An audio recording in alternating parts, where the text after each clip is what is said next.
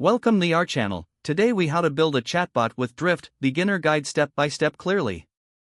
To begin building your chatbot with Drift, first, visit the Drift website and create an account if you don't already have one. Once logged in, navigate to the dashboard where you will see options for various features. Click on the Chatbot section located in the sidebar. From there, select the Create Bot button to start a new project. You will be prompted to choose a template for your chatbot. Review the available options and select one that best fits your business needs. After selecting a template, you'll be taken to the bot configuration page. Here, you can customize the name of your chatbot. Next, personalize the welcome message that users will see when they first interact with the bot. Scroll down to the conversation flow section to design how your chatbot will respond to users.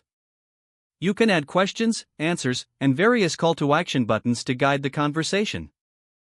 Use the drag and drop interface to visually arrange the flow of the conversation. Once you have set up your conversation flow, click on the preview button to test your chatbot. Interact with your chatbot in the preview mode to ensure that it responds as expected. Make any necessary adjustments based on your testing.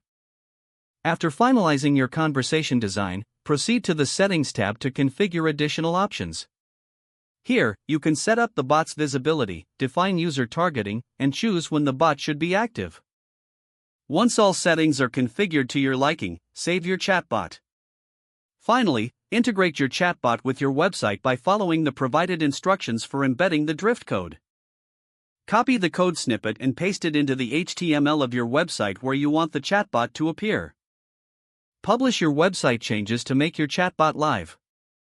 Congratulations, you've now built and launched your chatbot with Drift.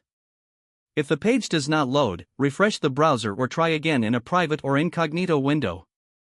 Make sure you are using the correct email address, then retype it carefully to avoid small typos. If your password is not accepted, use the reset option and create a new strong password you can remember. Check your spam folder for verification or security emails, then complete any requested confirmation steps. Enable two-factor authentication if available to improve account security and reduce unauthorized access risk. After signing in, review your profile details so your contact information and settings are accurate and current. Don't forget to like this video and subscribe to our channel for more step-by-step tech guides.